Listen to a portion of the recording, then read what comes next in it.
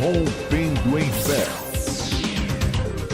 Um dos textos mais importantes que padecia por todo ser humano.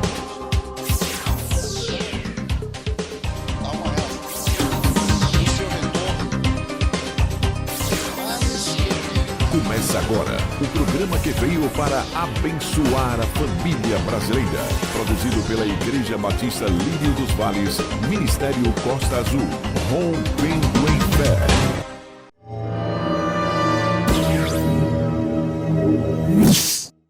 1 Samuel 16:13. E Samuel tomou o chifre com azeite e o ungiu no meio de seus irmãos. E daquele dia em diante, o Espírito do Senhor se apoderou de Davi. Só até aqui.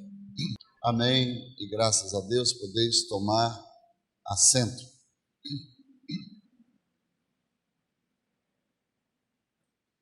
E daquele dia em diante, o Espírito do Senhor se apoderou de Davi. Nós sabemos que Deus havia rejeitado a Saul porque não foi fiel à sua palavra, porque descumpriu a sua palavra. Saul não obedeceu ao comando de Deus,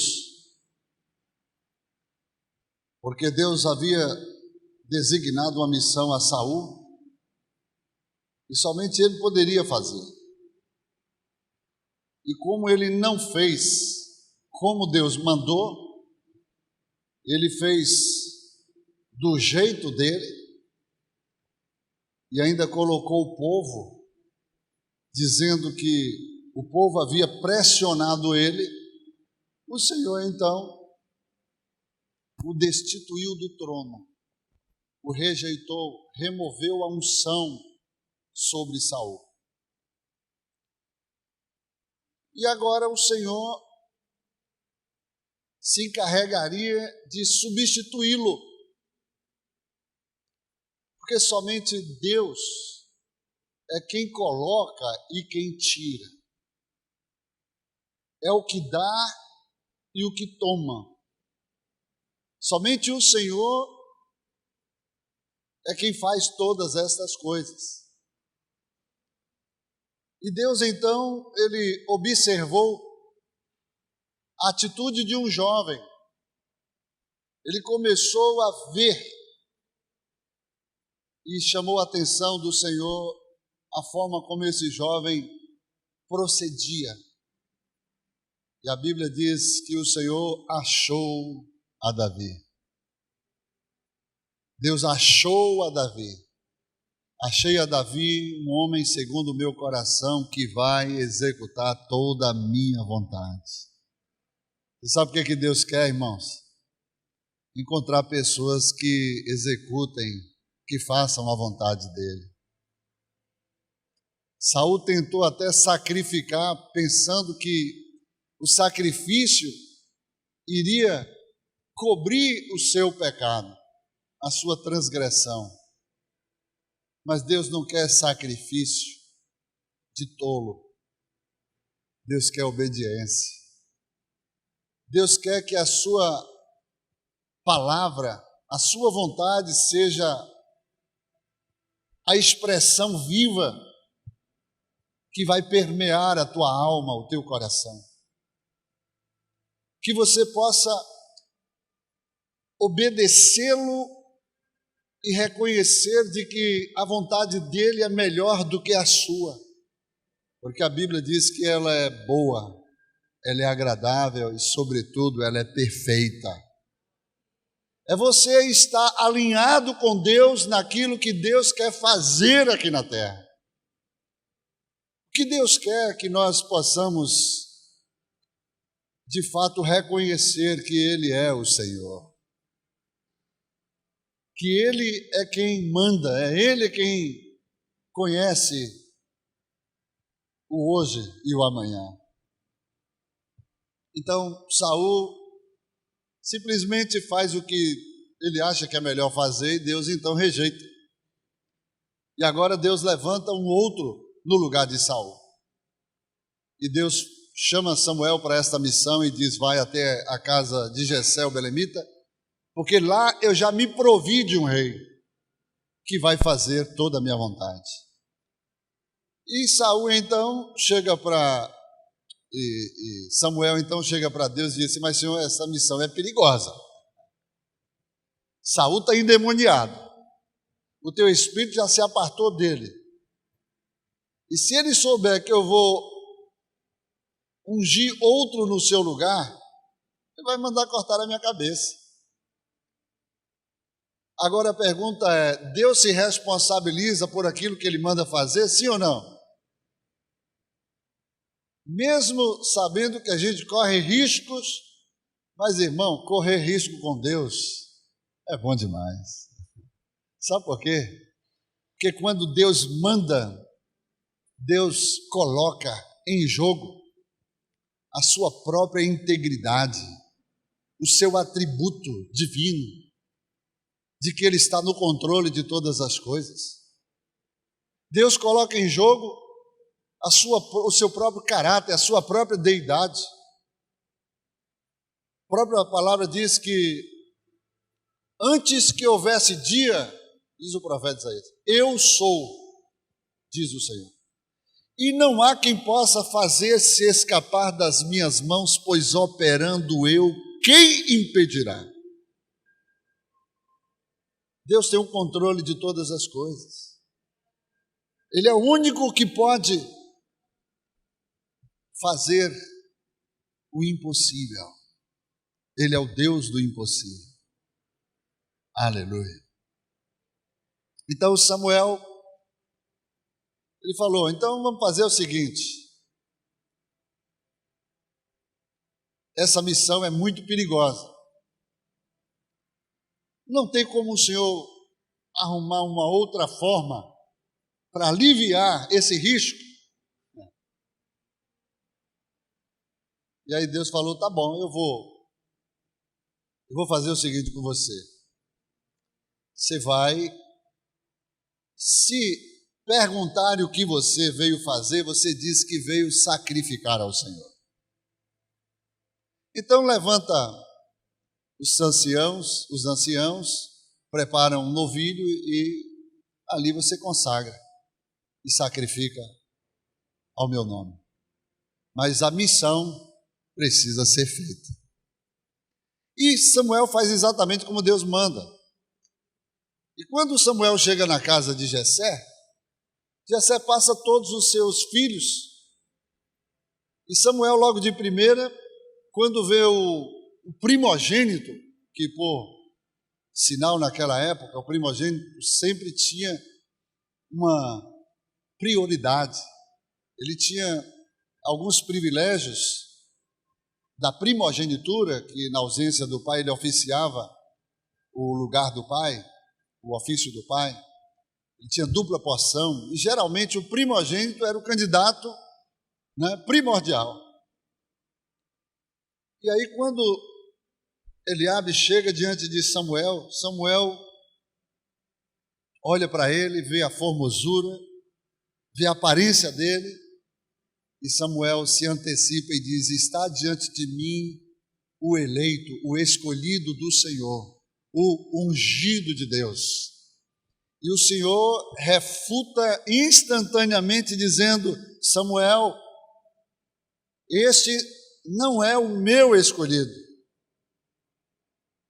Pelo contrário, esse eu tenho rejeitado. Esse é anti-ungido. Porque você está olhando a aparência, mas eu vejo o coração, Samuel. Porque antes a escolha do primeiro rei foi pela aparência exterior. Agora, Samuel, vai ser pela virtude interior. E aí passam-se todos os filhos de de Jessé, e Samuel pergunta: acabaram todos os seus filhos? E aí Jessé fala: tem um que está lá no pasto, tomando conta das minhas ovelhas. E foi exatamente lá, queridos, que Deus viu a Davi. Davi estava trabalhando, Davi estava servindo, tomando conta das ovelhas do seu pai, ali como pastor. E eu queria chamar uma coisa a atenção para você. Deus só escolhe gente que está trabalhando. Tem muita gente que, assim, às vezes a gente fala assim: você não está fazendo nada, então vamos trabalhar, rapaz. Vamos servir ao Senhor, vamos fazer alguma coisa. Mas não é assim que funciona diante de Deus. Geralmente é assim: pastor, olha, eu estou tão cheio de trabalho, não tenho tempo para nada. Aí o Senhor falou: é você que eu quero. Porque Deus vê a sua integridade no seu serviço. Como você é fiel, como você é responsável, como você faz as coisas e faz com destreza. Paulo diz lá em Efésios 6 que quando você serve ao seu Senhor, o seu patrão, no mundo físico, secular, você está também servindo a Deus. É por isso que Deus diz: servo, seja fiel ao seu patrão como ao Senhor. Então Deus, quando vê você fazendo a coisa certa, no lugar certo, e fazendo com excelência, Deus fala: eu gosto do trabalho daquele homem ali, daquele servo ali. Então aprenda uma coisa: Deus não chama gente desocupada, mas Deus chama gente que tem compromisso e está no lugar certo, na hora certa, fazendo a coisa certa. Aleluia. Aleluia. Então, quando você é fiel, isso faz parte do nosso caráter, a fidelidade. Em tudo que você faz, Deus está de olho em você. E Deus está levantando você, escolhendo você para uma grande missão que Ele tem, aleluia, sobre a face da terra.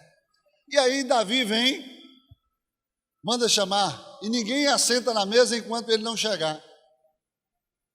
E Davi, quando chega, a Bíblia diz que Samuel então olha para Davi e Deus sinaliza: é esse o que eu escolhi. E a Bíblia diz que ele pega o chifre de azeite e derrama sobre Davi. E a palavra de Deus diz que o Espírito do Senhor veio sobre Davi naquele momento, se apoderou dele, possuiu a partir daquele momento. Só que Davi, agora ungido por Deus, separado para o trono de Israel, Davi não vai para o trono. Davi volta para onde ele estava servindo, trabalhando. Davi volta para o trabalho e continua fazendo as mesmas coisas. O que o senhor quer dizer com tudo isso, pastor? Que Deus não gosta de gente desocupada, gente que não trabalha. Até uma palavra que diz: aquele que não quiser trabalhar também não coma. Ah, pastor, mas se a pessoa já está cansada, está aposentada, aí tudo bem, é um direito porque ele cumpriu o seu tempo, né? Mas mesmo assim, no serviço do Senhor, Deus tem obra para entregar nas suas mãos. Porque, segundo Moisés, o dia, o tempo, os anos da nossa vida são de 70 anos. E o que passa disso é enfado e canseira. Alguns chegam até os 80. Mas o profeta Isaías diz: mas os que esperam no Senhor renovarão as suas forças, subirão com asas como águia, correrão e não se cansarão, caminharão e não se fatigarão. Jó tinha 70 anos quando foi provado. Você sabia que não é qualquer pessoa que Deus escolhe para provar? Deus, quando escolhe alguém para o ministério, Deus escolhe alguém para servir, e até para provar, Deus também escolhe. Agora, quem é escolhido por Deus para ser provado, é bem-aventurado. Sabe por quê? Deus não faz nada por obra do acaso. Deus faz tudo com propósitos. O que você está querendo dizer com isso, pastor? Se você está sendo provado, é porque Deus separou você, levantou você para uma grande obra que você pode até não entender agora, porque Ele disse: o que eu faço agora não entendes, mas amanhã o entenderás. E Deus, como é um Deus de propósito, se Ele está te provando, é porque Ele quer guindar você a um outro nível e entregar algo para você que você talvez nunca ainda fez. E você não se apercebeu. Deus só prova, irmãos, aquele que Ele tem uma grande responsabilidade para entregar. Jó foi provado. A Bíblia diz que o próprio Deus testemunhou de Jó, dizendo: tem visto o meu servo Jó, homem fiel, íntegro, temente a Deus e que se desvia do mal. E Deus armou esse cenário, foi ideia de Deus. Satanás, que estava passeando entre os filhos de Deus, aí Deus diz para ele: você observou como é a vida do meu servo Jó, como a postura dele, como é que ele procede, o testemunho dele? Aí Satanás falou assim: ele só é assim porque o Senhor cerca ele de bens. Tu abençoa ele até o tutano, aí é fácil ser fiel a ti, glorificar o teu nome. Aí Satanás propôs um desafio a Deus, falou: prova ele nisso, tira tudo que ele tem para ver se ele não vai blasfemar na tua face. Deus, sabendo a integridade, sabendo o caráter, sabendo a estrutura de Jó, Deus falou: tá bom, vamos lá, eu vou mostrar, vou provar a você que ele me é fiel em qualquer circunstância, mesmo removendo, retirando tudo dele. E aí Satanás falou: então eu vou fazer o serviço. E Deus então diz: ó, você vai fazer o serviço, mas com um detalhe: você não vai tirar a vida dele. Isso significa que se Satanás tem alguma autoridade para fazer alguma coisa contra você, é por permissão de Deus, mas quem estabelece o limite é o próprio Deus. E se Deus permite que nós sejamos provados, é porque Deus olha para você e vê você de uma forma e diz: eu vou promovê-lo, eu vou guindá-lo a um outro nível, eu vou, aleluia, elevá-lo a uma outra instância que eu preciso para fazer a minha obra. E a Bíblia diz que quando Jó foi provado, a reação de Jó, aleluia, expressou uma grande atitude de louvor e adoração a Deus. De um dia para o outro, Jó perdeu tudo. Jó dormiu rico e amanheceu pobre. E a atitude de Jó foi tão somente o que Deus esperava. E ele disse: nu saí do ventre da minha mãe, nu para lá tornarei. O Senhor me deu, o Senhor tomou, bendito seja o nome do Senhor. E não atribuiu falta alguma a Deus. Veio a segunda fase. Satanás chegou para Deus: olha, pele por pele, tudo que ele tem, ele dará. Toca no seu corpo para ver se ele não blasfema contra ti. E mais uma vez Deus falou: tá bom, vai lá, toca. Com um detalhe: não tire a sua vida. Satanás pode tirar a vida de alguém? Pode, se Deus permitir. Por isso que você não tem que ter medo de Satanás. Porque Satanás, ele só faz alguma coisa, ele tem um limite dele na permissão de Deus. E se Deus permitir Satanás tocar a sua vida, é porque Deus tem uma obra grande para realizar na tua vida, para você mesmo depois testemunhar de frente, aleluia, contra o próprio Satanás, a grandeza daquele que você serve. E aí, quando o Satanás toca pela segunda vez, ele estava assentado num monte de cinzas, e a única coisa que lhe restou foi um caco de telha para aliviar as suas dores. E ali vem a mulher que é a maior parceira de Jó. A única coisa que restou em Jó foi a sua esposa. E Satanás agora usa a boca daquela mulher e diz: Jó, você ainda mantém a tua integridade ao teu Deus? Acabou, Jó. Cai na real. Pisa no chão, Jó. Você já foi. Agora é se acostumar com a sua vida, sua vidinha. Não lhe resta outra coisa agora, dar cabo à sua própria vida. Mas antes amaldiçoa o teu Deus,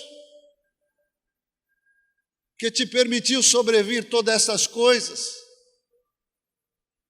Amaldiçoa Deus e morre.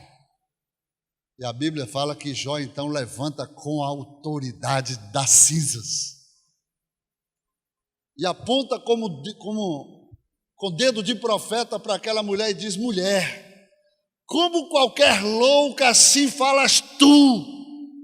Recebemos o bem do Senhor, a bênção do Senhor, não receberíamos também a maldição?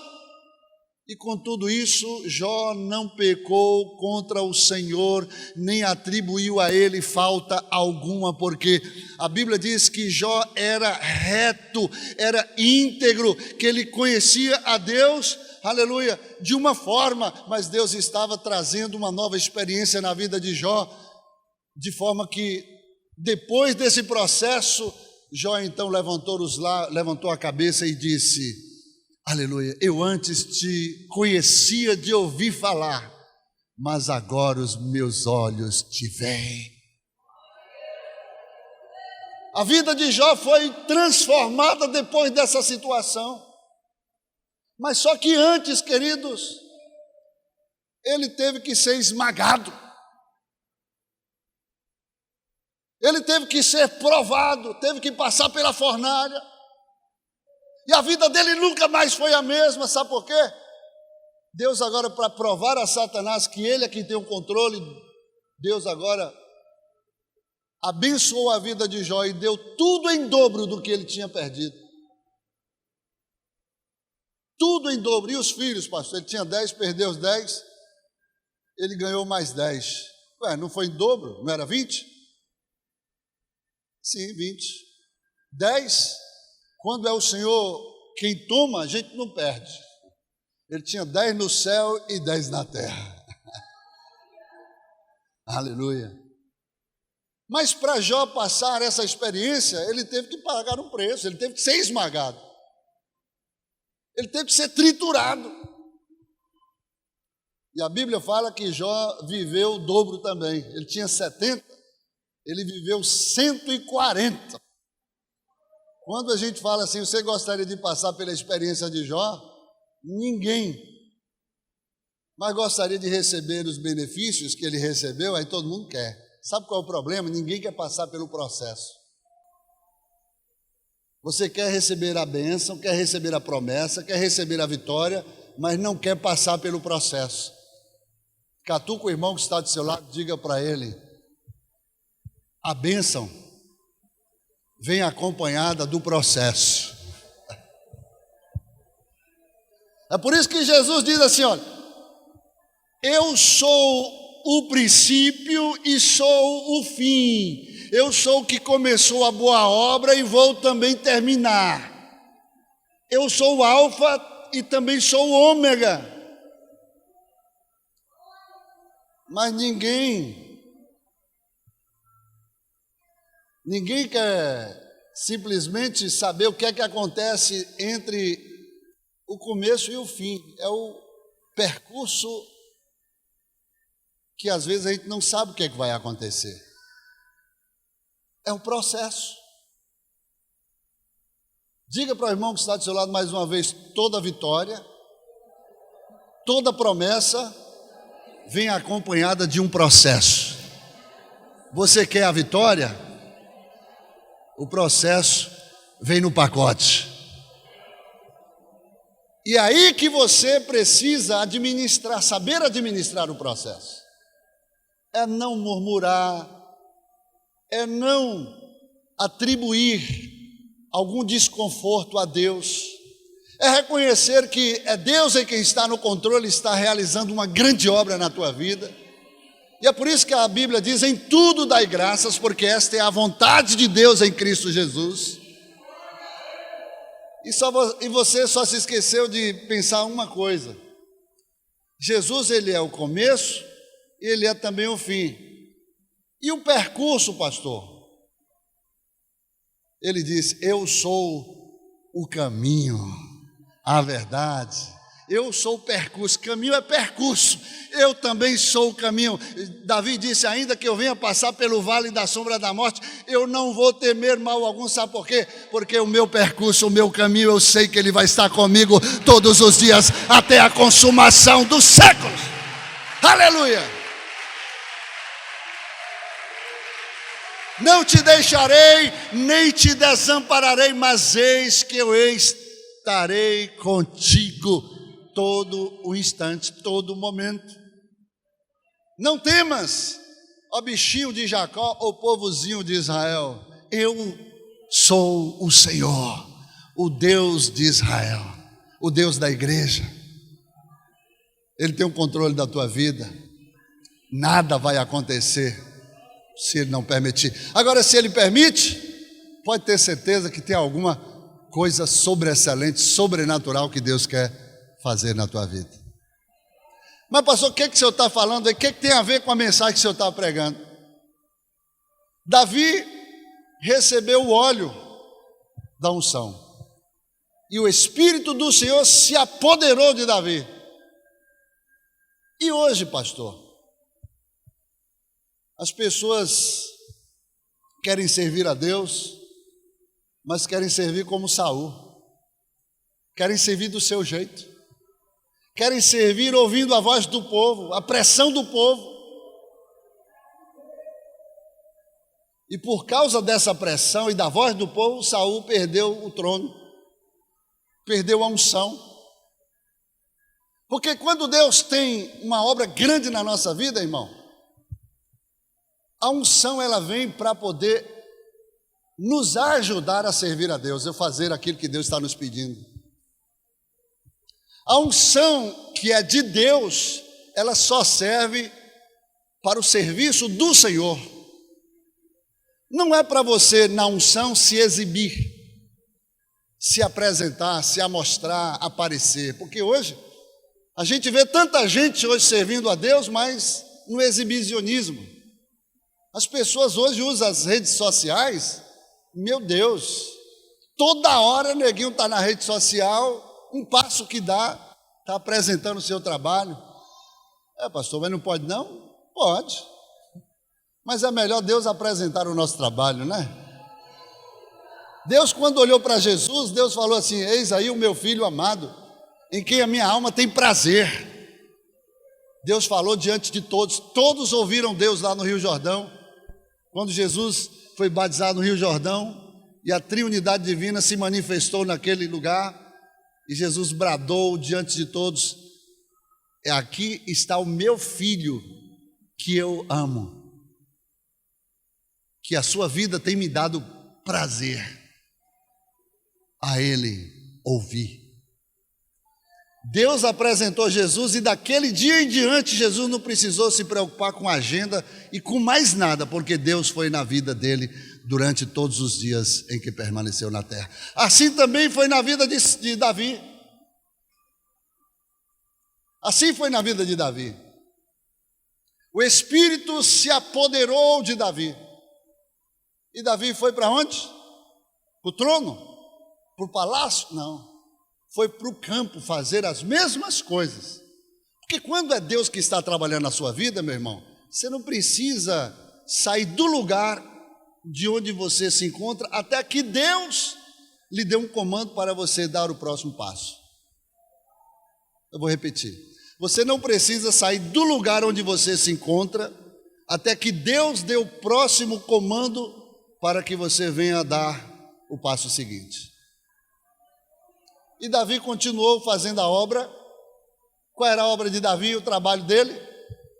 Tomando conta das ovelhas do seu pai.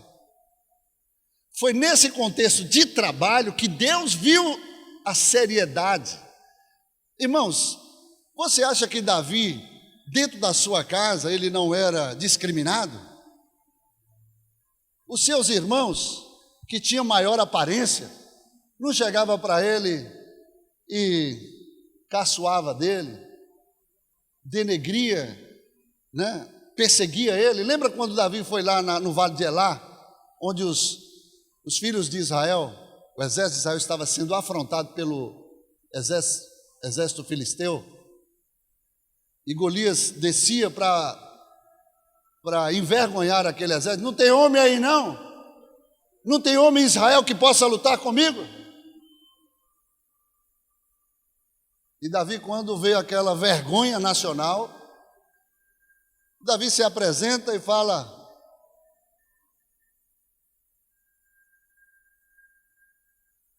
quem é este incircunciso filisteu que está querendo afrontar o exército do Deus vivo? É a reação de Davi. Irmão, toda ação humana provoca uma reação divina. Você não tem que ficar prostrado diante de um quadro. Se Deus te estabeleceu dentro de um cenário, é porque Deus quer usar você naquele cenário para fazer história. E aí o irmão de Davi falou: rapaz, o que você está fazendo aqui? Você é muito presunçoso. Por que você não volta e vai tomar conta das ovelhas do meu pai? Lá é o teu lugar, rapaz. Volta para lá. Ou você está querendo tirar sarro da nossa cara? Eliabe era forte, era malhado, homem de guerra. Davi era franzino, um meninote. É até um contrassenso, né? E Eliabe escarnece de Davi e ali, aperta mais uma vez Davi. Mas Davi não dá ibope para ele. Davi vai se apresentar ao rei, e ao rei ele conta a história. Ele não conta para seu irmão. Ele fala: ó rei, eu estava lá no campo trabalhando, fazendo o meu trabalho de sempre. De repente apareceu um leão. Nunca havia aparecido leão na história com Davi, irmãos. E aquele leão, quem foi que mandou? Foi Deus. Sabe para quê? Para treinar Davi.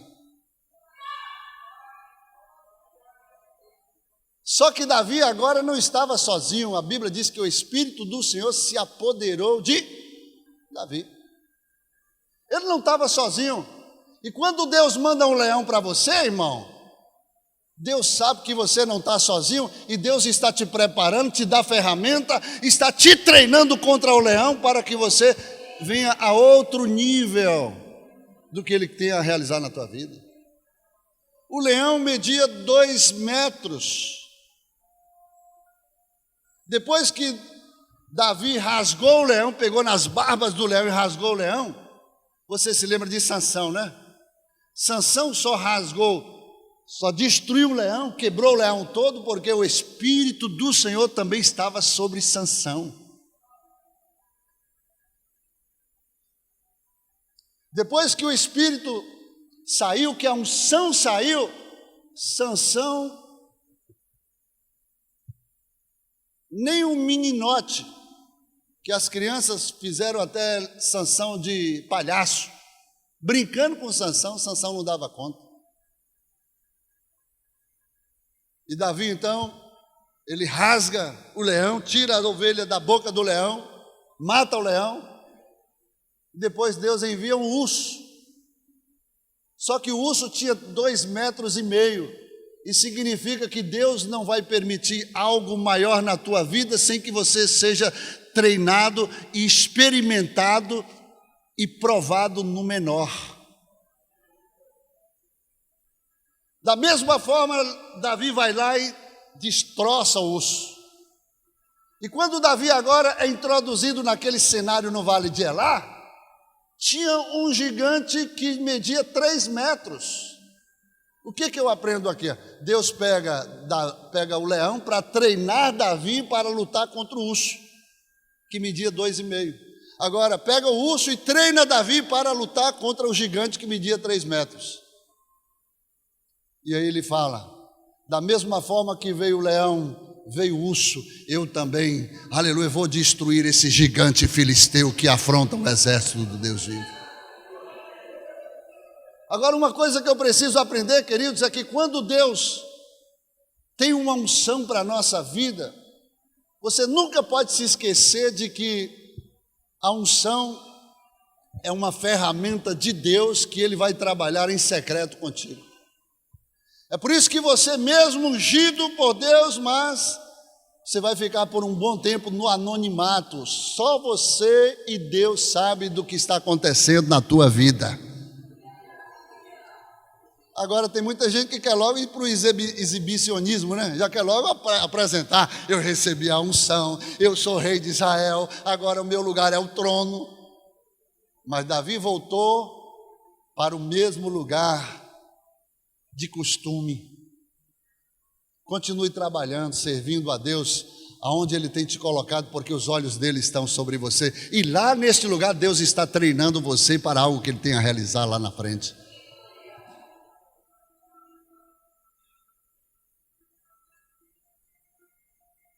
Não podemos nos esquecer que além do anonimato, ninguém sabe, ninguém vê, existe também oposição. Lá onde é o lugar do treinamento que vai aparecer o leão, o urso e depois o gigante. Além da oposição, aleluia, você vai se encontrar na solidão. É nessa hora, irmãos, que Deus está te treinando, que você precisa entender que é só você e Deus. As pessoas vão até te abandonar, vão esquecer de você, mas não se esqueça que Deus está contigo nesse treinamento. Até o momento de Deus apresentar você, quando você estiver pronto. É assim. Mas é necessário primeiro passar pelo esmagamento. Davi recebeu a unção, o chifre de azeite foi tornado sobre a sua cabeça, derramado. O Espírito veio sobre ele, mas ele não estava pronto. Isso significa que do início da promessa até o fim da promessa existe um processo, e esse processo é doloroso. É o processo do esmagamento. Quem já bebeu suco de uva aí? Quem já bebeu suco de uva? É bom ou não? Mas você gosta, não gosta? Mas você sabe como é que qual é o processo da uva para se tornar suco? Coloca lá a uva no lagar, e aí vem o esmagamento da uva. A uva é esmagada, e daqui a pouco aí você tem o suco.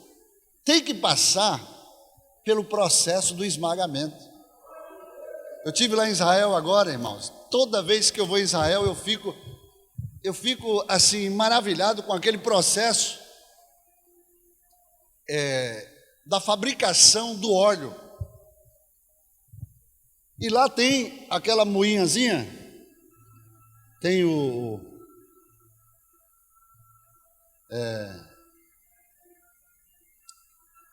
eu esqueci o nome, a prensa, né?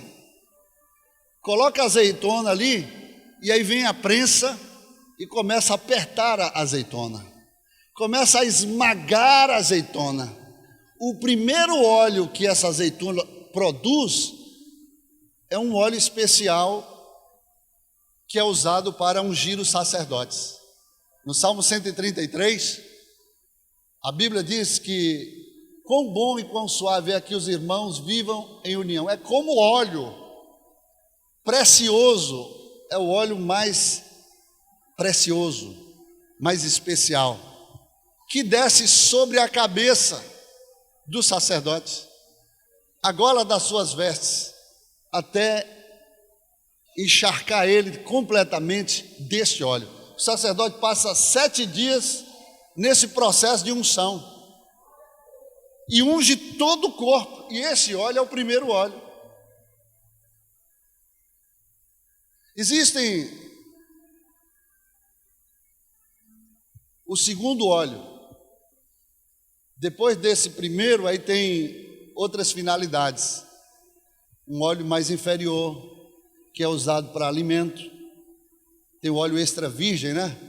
Tem óleos mais caros. Tem o óleo para lamparina.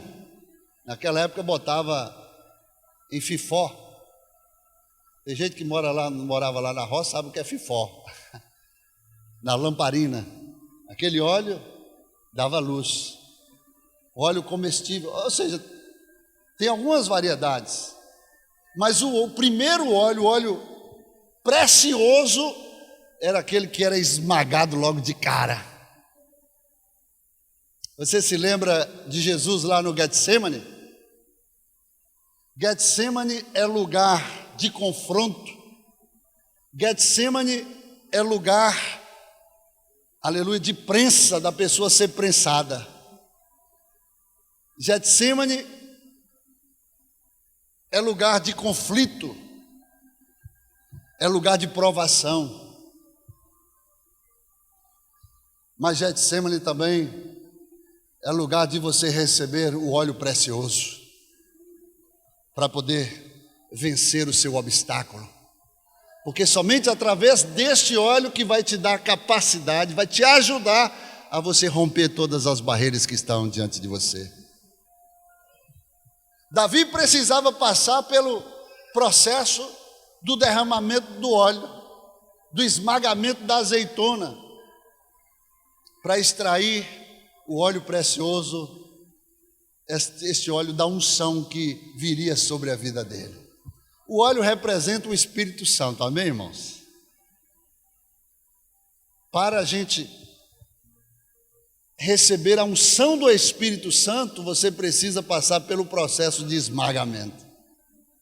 Pastor, não estou entendendo onde o senhor quer chegar. Você vai entender agora. Infelizmente, nos dias de hoje, as pessoas dão mais ibope para os dons do que para a unção. Sabe por quê? O dom é o ofício que você recebe, poderíamos dizer, é a unção do ofício, que vem revestida de um dom, através do qual você faz a obra de Deus com sinais, prodígios e maravilhas. Você não precisa ser ungido para poder levantar um defunto, para poder curar um enfermo. Você precisa do dom. Você precisa do ofício. Sim ou não? Você se lembra quando Moisés estava diante de Deus lá no Monte Sinai? E Deus pergunta para Moisés e diz: Moisés, o que você tem nas mãos? Eu tenho uma vara. Eu estava trabalhando. É a minha ferramenta de trabalho. Eu estava tangendo as ovelhas do meu sogro, Jetro. E Moisés apresenta a ferramenta de trabalho, o seu ofício, aquela vara. E quando Deus vê que você faz bem no seu ofício, Deus vai usar você naquilo que você sabe fazer bem para servi-lo.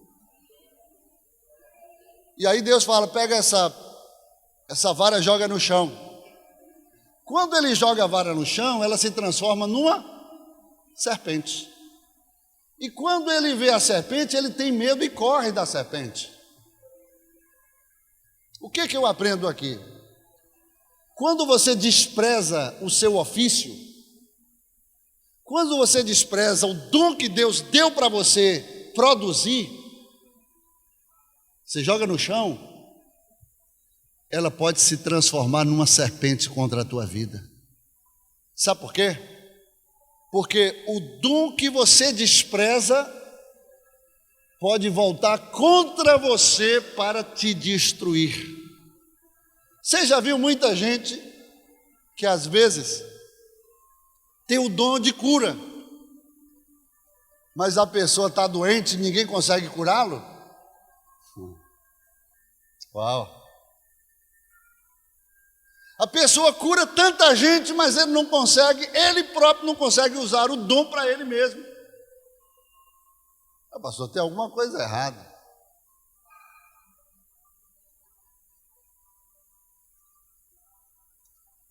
Eu tenho um irmão que recebeu uma unção pastoral. Infelizmente, ele entrou por caminhos errados. E hoje ele recebeu a maldição que estava no meu pai. Meu pai vendia cachaça. Era uma luta, a gente orando ali para meu pai ser liberto. E meu pai foi liberto no leito de um hospital. E morreu crente, salvo. Mas essa maldição foi para o meu irmão. Ele depois pegou. E hoje ele vende cachaça. E era pastor. E um homem inteligente, um homem que tinha talentos, tinha dons, hoje subjugado pelo pecado. E a minha oração é que Deus tenha misericórdia e que dê uma nova oportunidade para ele. A unção que você despreza do ofício, do dom, ele pode se transformar numa serpente na tua vida e voltar contra ti, para te destruir. Foi por isso que Moisés correu, mas aí Deus falou: peraí, rapaz, isso é só para te dar uma demonstração de como é que funciona essa coisa aí nas tuas mãos. Mas quando este dom estar ao meu serviço, no meu controle, é diferente. Aí Deus fala assim: pega agora na serpente. Eu pegar na serpente? Pega, ainda assim, pega pela cauda. Piorou mais ainda. Porque ninguém pega a serpente pela cauda. Quando você pega a serpente pela cauda, ela vai te picar. Você não tem o controle dela. Mas Deus manda pegar pela cauda, sabe por quê? Porque Deus quer nos provar e nos mostrar que o controle nesse momento é dele. Quando você pega pela cabeça, você controla ela, você faz, leva para onde você quer. Está aqui, ó, está no seu controle. Mas Deus diz: você pega pela cauda, porque você precisa aprender e confiar que quando você recebe algo das minhas mãos, você tem que entender que você só vai ter sucesso quando eu estiver no controle, aleluia, desse dom que eu te entreguei. Porque tem muita gente que está usando o dom no seu próprio serviço, seu próprio benefício, sim ou não? Tem gente que usa o dom para aparecer, para angariar, né? Angariar favores, angariar benefícios próprios. Irmãos, e é isso que eu queria que você entendesse para encerrar, mas quem está gostando, diga amém. Hoje, infelizmente, as pessoas valorizam mais o dom do que a unção da presença. O dom enche igreja, agita pessoas. O dom, você nem precisa ter vida com Deus, estar na presença da unção de Deus, mas o dom acaba atraindo multidões. Você nem conhece as pessoas quando chegam e começa a usar o dom e as coisas começam a acontecer. Porque Deus tem compromisso com o dom. E o dom é irrevogável, queridos. Uma pessoa pode estar longe de Deus e usando o dom ao serviço de Deus, mas isso não diz respeito à sua comunhão com Deus. Porque naquele dia a Bíblia diz que muitos irão no meu nome e dirão: Senhor, o Senhor me deu o dom de profetizar, o Senhor me deu o dom de expulsar demônio, o Senhor me deu o dom, aleluia, de pregar a palavra, o Senhor me deu o dom disso e daquilo. E a Bíblia diz que o Senhor dirá àquelas pessoas abertamente: apartai-vos de mim, vós malditos, que praticais a iniquidade, porque eu não vos conheço. Ou seja, ele tem o dom, mas a presença, a unção da presença de Jesus na vida dele já foi há muito tempo. E hoje, o que atrai multidão, o que dá ibope é o dom. Mas eu quero dizer para você que Jesus não está atrás de gente que tem dom para glorificar o nome dele. Jesus está atrás de pessoas que têm a sua presença para revelar a essência deste Cristo ressurreto para alcançar o perdido. Jesus está atrás do verdadeiro adorador que o adora em espírito e em verdade. Pessoas íntegras de coração, pessoas sinceras de coração, pessoas que sabem o que querem, estão ali com uma missão, mesmo sabendo que é uma missão de risco, mas está ali por causa do seu amor que tem ao teu Deus, ao seu Deus. Só que para você ter a unção, você tem que passar pelo processo. Você tem que ser esmagado como uma azeitona. Hoje nós estamos vendo a geração pela qual vivemos, uma geração, segundo alguns historiadores, a geração mais descomprometida com a palavra. Geração analfabeta, a geração que não sabe nada de Bíblia, a geração que pode ser enganada com facilidade. Só que tem um detalhe, queridos. Só não vai ser enganado quem tem compromisso com Deus, quem tem compromisso com a palavra de Deus. Eu olho aqui, por exemplo, de manhã cedo, na hora que começa a escola bíblica dominical, o pessoal, todo mundo indo embora. Aí fica um grupo ali que ainda tem prazer em estar ali aprendendo da palavra de Deus. Você vai para qualquer curso que você venha fazer, você tem que se esmerar, tem que passar pelo processo, sim ou não? Minha filha está estudando em medicina agora, ela passou 6 anos ali, sendo moída, pagando preço. Mas também teve 2 congressos, ela foi convidada para expor trabalho como profissional. E foi aplaudida e foi reconhecida diante dos seus próprios professores. Agora, o preço dela, ela pagou, eu sei. Então, todo curso, todo trabalho requer sacrifício. E você acha que o trabalho do Senhor não requer sacrifício, não? Você acha que é só chamar e está pronto? Não, meu irmão. Você precisa entender que o Deus que te chama no início para te levar ao fim, Ele te conduz no processo. E esse processo é uma condição sine qua non para que você chegue lá no fim. Mas todo mundo quer hoje descer de paraquedas, né? Quer atalhos. O nosso Deus não é um Deus de atalhos, mas é um Deus que cumpre cada etapa na nossa vida. Quando a gente tenta amadurecer rápido, né? Porque tem muito crente carburetado. Não entendi, pastor. Você já viu uma banana quando está verde e você quer amadurecê-la rapidamente, bota carbureto. E tem gente, né, que está usando carbureto espiritual para amadurecer rápido. Mas o verdadeiro e genuíno amadurecimento vem gradativamente pelo processo. Diga para o irmão que está do seu lado: não tem vitória com Deus sem processo.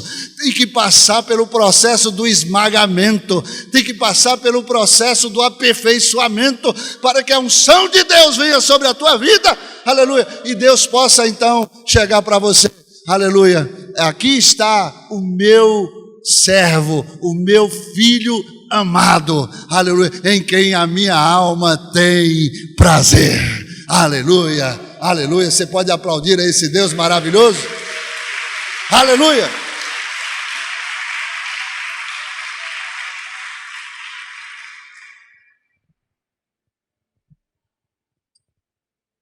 Estamos vivendo numa geração onde ninguém quer pagar preço. Ninguém quer ir para o seu lugar secreto com Deus, mas prefere estar na mídia de aparência, sendo visto pelos homens, querendo reconhecimento humano. Mas o melhor reconhecimento que você pode receber aqui nesta terra é o reconhecimento dos céus. É dar ibope para os céus. Não dê ibope para a terra, porque Deus não tem compromisso com multidão. A multidão que hoje te aclama é a multidão que vai te crucificar lá na frente, que vai puxar o teu tapete. Mas o Deus que te levanta é o Deus que vai te sustentar no processo e vai te honrar lá na frente. Vamos ficar de pé.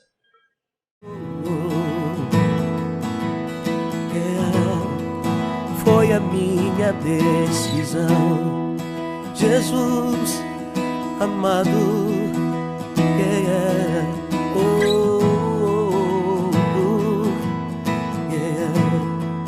pois é teu meu coração. Produzido pela Igreja Batista Lírio dos Vales, Ministério Costa Azul, rompendo em fé.